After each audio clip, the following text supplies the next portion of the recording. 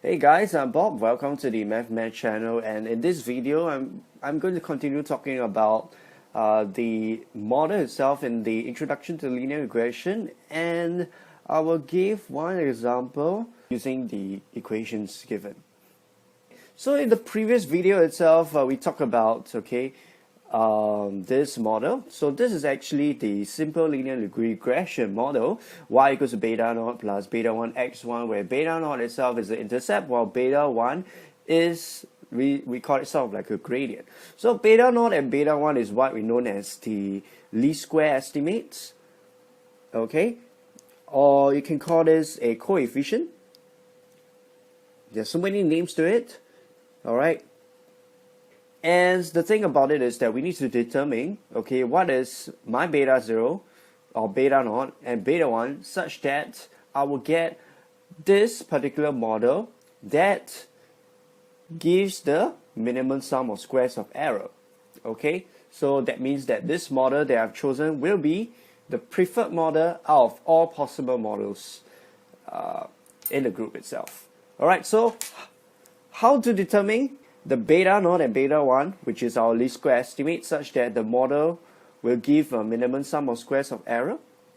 Alright, so basically we have a formula to calculate, okay, my beta naught and my beta 1 itself. Okay, so these are the formulas. Beta 1, okay, there's a hat here. Okay, so this hat or cap represents an estimate for my beta 1. And this beta naught itself, the hat also represents the estimate for my beta naught.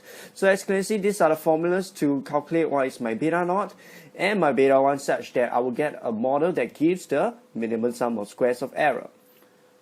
So this x bar, it represents the mean itself, the mean of my xi's, okay, and the y bar itself also represents the mean of my yi's. And how do you actually derive the formula? Well, this is beyond the scope of this video, because we are going to use an example, make use of this formula to find the model itself, okay, that fits the best. But I will be doing another video which talks about the derivation of my beta 1 and my beta naught. Here's the example of using a simple linear regression. So imagine that I have 5 sets of data, okay, let's call it x, y, and yi, okay, and their corresponding values. And what we need to find is my beta 1 and my beta naught, so that I can get a model, and this model itself gives the minimum sum of squares of error. Alright, so to calculate my beta 1, okay, so that is equals to the summation from 1 to n. In this case, my n is, okay, is equals to the sample size. That means the number of data, which is in this case I have 5 data. So my n is actually equals to 5. Xi minus x bar, yi minus y bar over the sum, okay, from 1 to 5. Xi minus x bar squared. So what we will do here is that we will calculate my x bar and my y bar. So my x bar basically will be 2 plus 4 plus 6 plus 7 plus 9. So that will give you 28 plus 9. Okay, that will give you 28 divided by 5. Okay, so this is, okay, let me just shift it down, equals to 5.6. And my y bar is basically, we sum everything all up and divide by the number of, okay, or divided by the sample size. So 15 plus 20 plus 24 plus 27 plus 33 divided by 5. Okay, that will give you 23.8. So after we determine what is my x bar and my y bar, where x bar is actually the average of these 5 numbers by summing all up and divide by 5. Same thing for y bar. The next thing that we will do is to calculate what is my okay, beta 1 hat. So my beta 1 hat is equals to,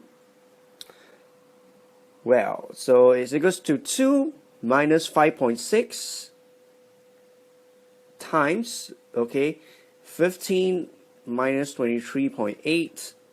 So what we will do is that we will label this as, okay, x1, this as y1, this as x2, and this as y2, and this as x3, y3, x4, y4, x5, y5. So what we will do is that we will take the x1, okay, minus x bar, and y1 minus y bar. That's for the first term. So there's 2 minus 5.6, 15 minus 23.8, plus my x2 minus x bar, there will be 4 minus 5.6 and 20 minus 23.8, plus my x3 minus x bar, so that would be 6 minus 5.6, 24 minus 23.8, so that is y3 minus y bar, plus 7 minus 5.6, x4 minus x bar, and y4 minus y bar, so there's 27 minus 23.8. And last but not least, x5 minus x bar, okay, and y5 minus y bar. So that is 9 minus 5.6, 33 minus 23.8. Okay, so that's for the numerator part. Okay. So to calculate the numerator, we simply take the x1 minus x bar times y1 minus y bar, x2 minus x bar times y2 minus y bar, x3 minus x bar times y3 minus y bar, so on and so forth. And the next thing that we will do is we will calculate the denominator. So basically the denominator part would just be 2 minus 5.6 square plus 4 minus 5.6 square plus 6 minus 5.6 square plus 7 minus 5.6 square plus 9 minus 5.6 square. So the denominator will be, okay, x1 minus x bar square plus x2 minus x bar square, so on and so forth. Okay, and here is my denominator. This portion is my denominator.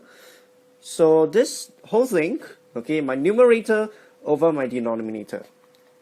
As I've calculated, my numerator is 51.52.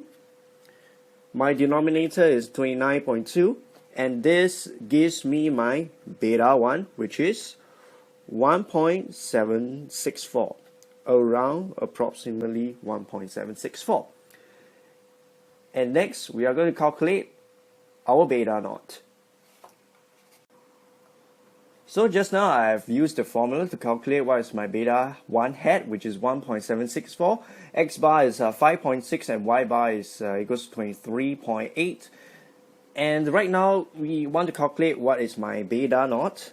So this one is pretty simple because beta naught is just right here. The formula itself is y bar minus beta 1 hat, okay, x bar, which is equals to my y bar is 23.8, my beta 1 hat is 1.764, and my x bar is 5.6. So let me just use the calculator to calculate what is the results of this equation, and that gives you 13.92. So my model, okay, my model for this case, or my model, or the model which fits the best into this data, is actually equals to y is equals to 13.92 plus 1.74 x. Okay, so the 13.92 refers to the beta naught, while beta 1 is actually 1.764 x. So what does it basically mean? It means that by using the formula itself, which is here, it gives a model such that this model itself is best fit for my data over here. And that model gives the minimum sum of squares of error. Alright, so this model itself is the best fit of the data, and after which we can use this model to do my prediction. So the basic idea of prediction is that I have a particular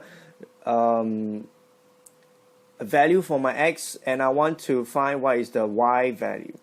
Alright, so pretty much about it for this video. Thank you for watching. If there's any questions, comment in the comment section below.